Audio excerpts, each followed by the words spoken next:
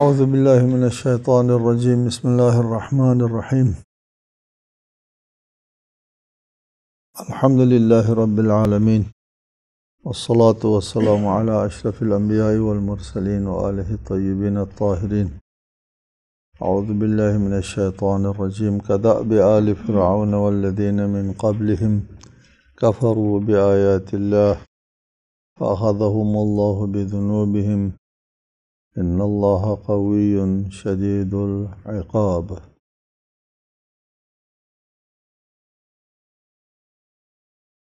بدر کے مشرکین کے ساتھ جو حشر ہوا اس کا ربط مذکور ہے یہاں کہ مشرکین مکہ کے ساتھ وہی حشر ہوا جو فرعون اور فرعونیوں کے ساتھ ہوا تھا۔ جس طرح فرعون اور فرعونیوں نے کفروا بآیات اللہ، آیات الہی اور اللہ تعالیٰ کی نشانیوں کا انکار کیا تھا، تو اس انکار کی وجہ سے فأخذہم اللہ بذنوبہم، اللہ تعالیٰ نے ان کو گرفت میں لے لیا ان کے گناہوں کے باعث، ان کے گناہوں کے سبب سے۔ وہ اپنے گناہ کے اس میں گرفت میں خود سے مبتلا ہو گئے تھے۔ یہ موقف ہے بعض محققین کا کہ سزا اور جزا جو ہے وہ قراردادی نہیں ہے، قدرتی اور طبیعی اور فطری ہے، خود مترتب ہوتا ہے از خود۔ بذنوبہم، سبب ہے ان کے عذاب کا ان کا گناہ۔ ایسا نہیں کہ ان لوگوں نے گناہ کیا تو اللہ تعالیٰ کو غضب آیا اور پھر ان کے لیے عذاب مقرر کیا اور مقرر کرنے پر عذاب آیا، ایسا نہیں۔ ان کا عمل جو ہے ان کے لیے، میں نے بتایا کہ انسان کا عمل جو ہے وہ انرجی کی شکل میں دوام پیدا کرتا ہے۔ جب عمل وجود میں آتا ہے تو عمل کو دوام ملتا ہے۔ اگر صحیح عمل ہے، نیک عمل ہے تو آپ کا ساتھ نہیں چھوڑتا، اور اگر برا عمل ہے تو وہ آپ کی جان نہیں چھوڑتا، دونوں صورتوں میں وہ نہیں چھوڑتا آپ کو۔ بذنوبہم، ان کے گناہوں نے خود ان کو عذاب دیا ہے۔ اللہ تعالیٰ کا کام یہ ہے کہ ان کو اپنے اعمال کے گرفت میں جانے دیا، روکتا نہیں، راستہ روک سکتا ہے۔ جب اللہ تعالیٰ معاف فرماتا ہے تو پھر روک دیتا ہے، اس کے اپنے عمل کے گرفت میں جانے نہیں دیتا۔ یہ معاف کرنا اللہ تعالیٰ کی طرف سے مہربانی ہے، نہ بھی معاف کرے کوئی ظلم نہیں ہوتا۔ اس کا اپنا عمل ہے، اس کے اپنے عمل کے گرفت میں یہ جا رہا ہے۔ خدا کی طرف سے ان اللہ لیس بظلام للعبید، خدا ظلم نہیں کرتا، اس کا اپنا عمل ہے جو اس کو عذاب دے رہا ہے۔ لیکن اگر اللہ مہربانی کرتا ہے، اللہ کے ہاتھ میں، اللہ کے قبضۂ قدرت میں آسمان اور زمین سب ہے، اللہ تعالیٰ اس کو جب معاف فرماتا ہے تو اپنے عمل کے گرفت سے بچا سکتا ہے۔ یہ معاف کرنا ہے۔ فرمایا کدأب آل فرعون، ان کا حال بھی فرعونیوں کی طرح ہوا۔ اہل بدر کا حال، مشرکین مکہ کا حال بھی فرعونیوں کی طرح ہو گیا کہ ان کو اللہ تعالیٰ نے ان کے گناہوں کے گرفت میں لے لیا تھا، اسی طرح مکہ والوں کو بھی گرفت میں لے لیا۔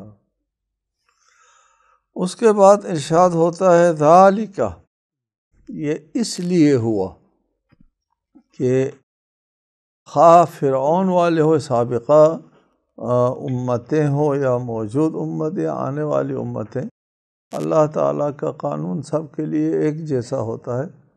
وَلَن تَجِدَ لِسُنَّتِ اللَّهِ تَبْدِيلًا، اللہ کے طریقۂ کار میں کوئی تبدیلی نہیں آتی۔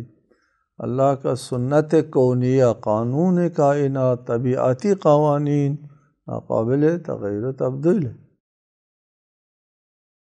اس کے تحت ایسا اس لیے ہوا، ذالک یعنی مشرکین مکہ کا انجام اس لیے ہوا جس طرح آل فرعون کا انجام ہوا تھا کہ اللہ تعالیٰ کا ایک کلی قانون ہے، اس لیے ہوا۔ وہ کلی قانون یہ ہے بِأَنَّ اللَّهَ لَمْ يَكُ مُغَيِّرًا نِعْمَةً أَنْعَمَهَا عَلَىٰ قَوْمٍ حَتَّى يُغَيِّرُوا مَا بِأَنفُسِهِمْ۔ اللہ تعالیٰ جو نعمت کسی قوم کو عنایت فرماتا ہے اس وقت اسے نہیں بدلتا جب تک وہ خود اسے نہیں بدلتے۔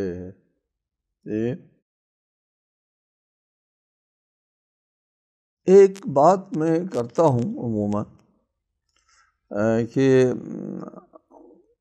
یہاں اللہ تعالیٰ کی طرف سے بعض مطالب ہوتے ہیں، مراحل ہیں، ان مراحل میں اللہ تعالیٰ کی طرف سے پہل ہوتا ہے۔ میں بات کیا کرتا ہوں عموماً طالب علموں کے لیے کہ بات میں اللہ تعالیٰ پہل نہیں کرتا، ہم کو پہل کرنا ہوتا ہے۔ اللہ تعالیٰ نے پہل کیا، ہم کو خلق کیا، پیدا کیا۔ اللہ تعالیٰ نے پہل کیا، ہم کو عقل دی اور شعور دیا۔ ہم کو ہماری اس زندگی کے لیے اور اس زندگی کے لیے ضرورت کی ہدایات ہمارے وجود اور ہماری فطرت کے اندر ودیعت فرمائی۔ ربنا الذی اعطی کل شیء خلقہ ثم ہدی، ہمارا پروردگار وہ ہے جس نے ہر چیز کو اس کی خلقت عنایت فرمائی، پھر ہدایت بھی عنایت فرمائی۔ ثم ہدی، ہدایت اسی خلقت کے ساتھ ساتھ ہے، البتہ ہدایت خلقت نہیں ہے، ہدایت خلقت کے ماوراء میں، خلقت کے ماوراء میں ہے۔ اس کو ہم اپنے اصطلاح میں ہدایت تکوینی کہتے ہیں، ہدایت تشریعی کے مقابلے میں۔ ہدایت تشریعی یہ ہے کہ پیغمبران آتے ہیں، احکام امر و نہی لے کر کے آتے ہیں، حلال و حرام بیان کرتے ہیں، یہ کام کرو یہ کام نہ کرو، اور یہ ہدایت تشریعی ہے، شریعت کی طرف سے احکام لاتے ہیں انبیاء علیہم السلام۔ ایک ہدایت تکوینی ہے، فطری ہدایت ہے کہ انسان کے وجود کے اندر یہ ہدایت ودیعت ہے۔ ہدایت تشریعی میں الفاظ ہوتے ہیں، عبارت ہوتی ہے، متن ہے، آواز کے ساتھ، حروف کے ساتھ جو ہے یہ آپ کے لیے بیان ہوتی ہیں ہدایت تشریعی۔ ہدایت تکوینی کسی آواز اور حروف اور اس کے ساتھ کلمات کے ساتھ نہیں، آپ کے وجود کے اندر ایک سوجھ بوجھ اور ایک فہم اور ایک سمجھ ودیعت ہے۔ انا ہدیناہ السبیل اما شاکرا و اما کفورا وہدیناہ النجدین ونفس وما سواہا فالہمہا فجورہا وتقواہا۔ نفس کو اللہ تعالیٰ نے سمجھا دیا ہے کہ اس کے فجور کو یعنی جو کام نیک نہیں ہے، فجر ہے، وتقواہا اس سے بچنے کی وہ جو ہے وہ بچنے کا طریقہ۔ فالہمہا فجورہا، اس کا جو فجور ہے گناہ اس کو بھی سمجھایا، وتقواہا اور اس سے بچنے کا طریقہ بھی سمجھایا، دونوں چیزیں سمجھائیں۔ یہ ودیعت فرمائی، اللہ تعالیٰ نے ہدایت دی ہم کو، اس میں اللہ نے پہل کیا۔ اور پھر ایک بہت بڑی کائنات دے دی ہم کو، آسمان مسخر کیا، زمین مسخر کیا ہمارے لیے، اس میں اللہ نے پہل کیا۔ وَخَلَقَ لَكُم مَّا فِي الْأَرْضِ جَمِيعًا، جو کچھ زمین میں ہے وہ تمہارے لیے اللہ تعالیٰ نے مسخر کیا ہے یا خلق کیا ہے۔ اس میں بھی اللہ تعالیٰ نے پہل کیا۔ اس کے بعد اللہ تعالیٰ پہل نہیں کرتا، اس کے بعد ارشاد فرماتا ہے وَالَّذِينَ جَاهَدُوا فِينَا لَنَهْدِيَنَّهُمْ سُبُلَنَا، جو لوگ ہماری راہ میں جد و جہد کرتے ہیں ان کو ہم ہدایت کا راستہ دکھاتے ہیں، نہیں جد و جہد کرتے نہیں دکھاتے، پہل ہم کو کرنا ہوگا، اللہ پہل نہیں کرتا۔ ان تنصروا اللہ ینصرکم ویثبت اقدامکم، اللہ کی مدد کرو تو اللہ تمہاری مدد کرے گا، اللہ یہاں پہل نہیں کرتا۔ فاذکرونی اذکرکم، تم اللہ کو یاد کرو تو اللہ تمہیں یاد کرے گا، اللہ پہل نہیں کرتا۔ ان تتقوا اللہ یجعل لکم فرقانا، اگر تقوی اختیار کرو تو وہ آیت پہلے اس کی تشریح ہو گئی کہ اللہ تم کو حق اور باطل اور نیک و بد میں تمیز کرنے کی طاقت عنایت فرمائے گا۔ یہ تمام مفاہیم اسی طرح ہے، یہاں بھی ان اللہ لم یکن مغیرا نعمۃ انعمها علی قوم حتی یغیروا ما بانفسہم، جب تک یہ خود پہل نہیں کرتے اللہ تعالیٰ پہل نہیں کرتا۔ ادھر ایک مسئلہ ہے کہ اس آیت کے تحت انسان مجبور نہیں ہے، انسان کے لیے جو نعمتیں ہوتی ہیں وہ ان کے اپنے ہاتھ سے انسان اپنی تقدیر بناتا ہے، اپنی سرنوشت اپنی تقدیر انسان کے اپنے ہاتھ میں ہے، اپنے ارادے کے قلم سے انسان اپنی تقدیر کو لکھ لیتا ہے، جی، یا اپنے عمل کے قلم اور ارادے کی روشنائی سے اپنی تقدیر خود لکھ لیتا ہے۔ انسان مجبور نہیں ہے، اس آیت میں بھی صریحاً ارشاد فرمایا کہ اللہ جو ہے وہ نعمتوں کو تبدیل نہیں کرتا جب تک یہ خود نہیں تبدیل کرتے ہیں۔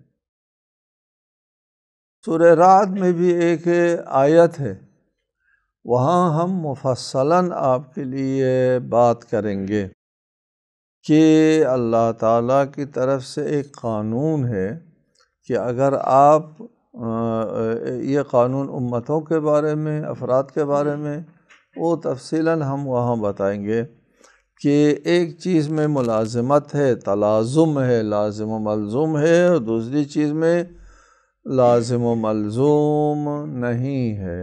اگر آپ اصلاح کرتے ہیں، اصلاح احوال کرتے ہیں، ایک قوم کی بات ہے، اجتماعی زندگی کی بات ہے، ایک قوم ہے، اس قوم میں اصلاح احوال ہے، عدل ہے، انصاف ہے، ظلم و زیادتی نہیں ہے، نافرمانی نہیں ہے، ایک دوسرے کا حق نہیں مارتے، اصلاح احوال ہے، تو نعمتوں کی فراوانی ہوگی، یہ طبیعی ہے، نعمتوں کی فراوانی اس وقت ضروری ہے۔ اصلاح احوال کی صورت میں لازم و ملزوم ہے نعمتوں کی فراوانی۔ بہت سے آیات موجود ہے کہ اہل کتاب سے کہا کہ اگر وہ تورات و انجیل کے اوپر عمل کرتے تو پھر ان کے اوپر آسمان و زمین ہر طرف سے نعمتوں کی فراوانی ہو جاتی۔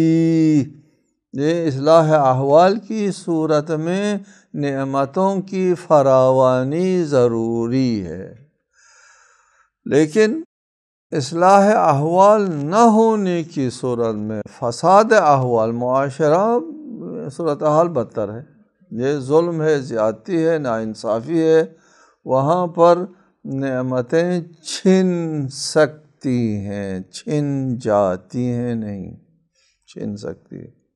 یہ اس آیت میں اس بات کی طرف اشارہ ہے کہ اللہ تعالیٰ کسی سے کوئی نعمت نہیں چھینتا جب تک یہ لوگ جو ہے اپنے حالت نہیں بدلتے۔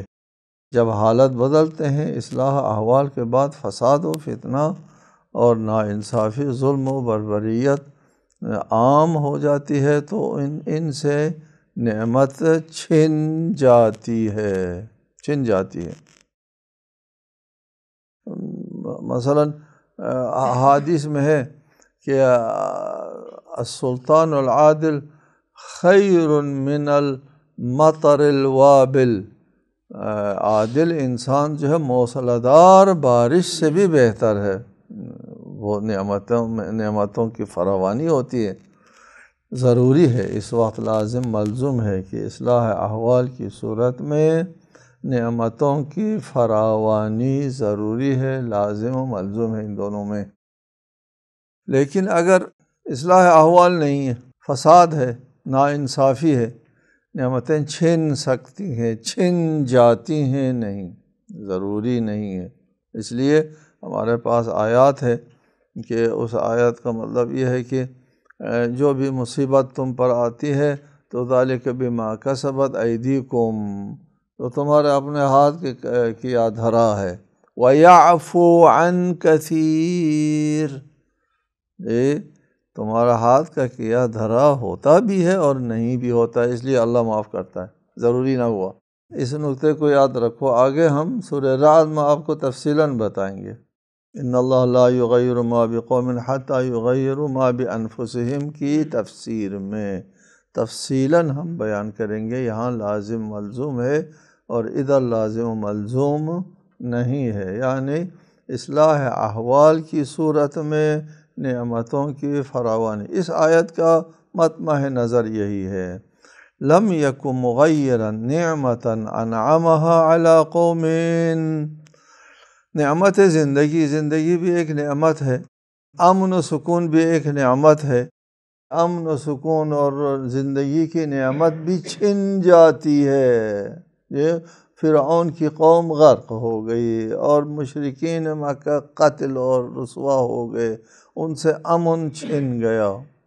ٹھیک ہے، مختلف قوموں کے لیے امن ملتا ہے، امن نہیں ملتا ہے، ناامنی ہے، امن ہے، وہ خود ان کے اپنے ہاتھ کا کیا دھرا ہے۔ جی، خود ان کا اپنے کسی نعمت کا چھن جانا، یہ اس میں خود وہی قوم، یہ علی قومن اجتماعی مسئلہ ہے، فردی مسئلہ نہیں ہے، یہ ایک نظام کا مسئلہ ہے کہ اگر کوئی نظام اس طرح ہو، کوئی قوم اس طرح کی ہو۔ ہم اپنے معاصر قوموں میں سے بہت سے قوموں کو دیکھ رہے ہیں، ہم اپنی قوم کو بھی دیکھ رہے ہیں کہ امن کی جو نعمت ہے ہم سے ایک حد تک چھن گئی ہے، تو وہ اس لیے چھن گئی ہے کہ ہم خود ناانصافی کرتے ہیں۔ ایسے لوگوں کو جان سے مار دیتے ہیں جن کا جرم ان کا عقیدہ ہے۔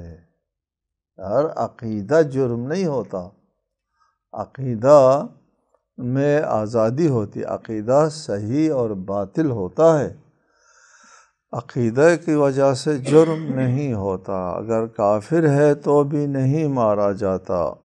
لا ینہاکم اللہ عن الذین لم یقاتلوکم فی الدین، خدا نہی نہیں کرتا، روکتا نہیں ہے ان لوگوں کے بارے میں جن لوگوں نے تم سے لڑائی نہیں کی، تم کو اپنے گھروں سے نہیں نکالا، ان تبروہم، ان کے اوپر احسان کرو، نیکی کرو، اس سے نہیں روکتا۔ وتقسطوا، ان کے ساتھ انصاف کرو، انصاف کرنے اور احسان کرنے، چلو انصاف تو ایک انسانی مسئلہ ہے، کافر مسلم سب کو ملنا ہوتا ہے، لیکن ان تبروہم، ان کے اوپر احسان کرنے سے اللہ نہیں روکتا ان کافروں سے جو تمہارے سے لڑائی نہیں کرتے۔ جی، وہ اپنا ایک عقیدے کے ساتھ رہتے ہیں، ان کا عقیدہ باطل ہے آپ کے نزدیک، اس کا عقیدہ باطل ہونے کی وجہ سے اس سے زندگی کا حق نہیں چھین سکتے آپ جی۔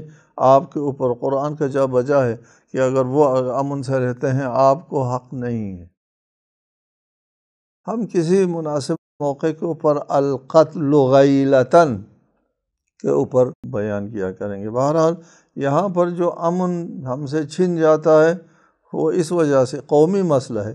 قومی مسئلے میں کیا ہوتا ہے؟ اتقوا فتنةً لا تصیبن الذین ظلموا منکم خاصہ، اس فتنے سے بچو جو صرف ظالموں کو اپنے لپیٹ میں نہیں لیتا، سب کو لپیٹ میں لے لیتا ہے۔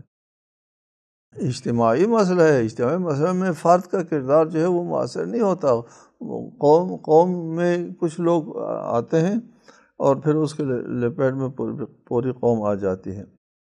قوموں کی تقدیر قوموں کے ہاتھ میں ہوتی ہے، اور ان کے لیے نعمت کی فراوانی بھی ان کے ہاتھ میں ہے، اور نعمتوں کا چھین جانا بھی ان کے اپنے شامت اعمال کی وجہ سے ہے۔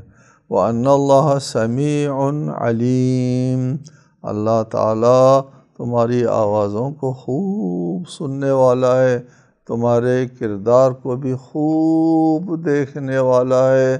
ایسا نہیں ہو سکتا کہ اللہ نے تمہاری بات نہیں سنی اور سننے سے پہلے تمہاری حالت بدل ڈالی، تمہارے حال احوال کا علم نہیں ہوا اور علم ہونے سے پہلے تمہارا حال احوال بدل دی اور تم سے نعمتیں چھین لی۔ ایسا نہیں ہو سکتا۔ اللہ سمیع ہے، اللہ علیم ہے، خود تم سے بہتر تمہارے حال سے واقف ہے۔ جب تک تم اپنے اندر تغیر اور تبدیلی پیدا نہیں کرو گے اللہ تعالیٰ پہل نہیں کرتا۔ اللہ پہل کرے تو پھر ناانصافی ہو جائے گی،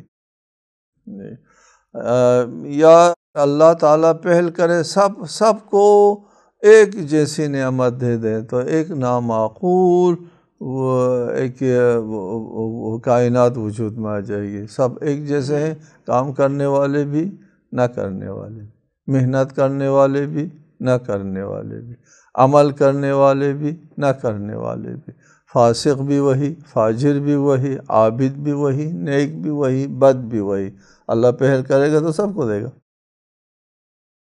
سب کو نہیں دے گا، کچھ کو دیں گے کچھ کو نہیں دیں گے، تو اس امتیاز کی وجہ کیا ہوگی؟ کوئی عمل، تو پھر کوئی عمل وجہ امتیاز ہے نا۔ ابھی جیسے موجودہ کائنات میں یہ ہے، کچھ کو اللہ دیتا ہے کچھ کو نہیں دیتا،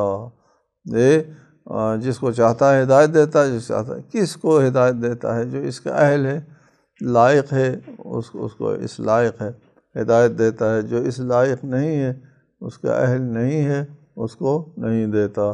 جس لائق ہے اس کو نعمت دیتا ہے۔ وہ اپنے آپ کو نعمت کے اہل نہیں بناتا، نظام خراب کرتا ہے، ظلم و زیادتی اور بربریت جو ہے اس کو عام کرتا ہے، معاشرے میں ناانصافی عام ہو جاتی ہے، ظلم عام ہوتا ہے، نعمت امن چھن جاتا ہے۔ جی، السلام علیکم ورحمۃ اللہ وبرکاتہ۔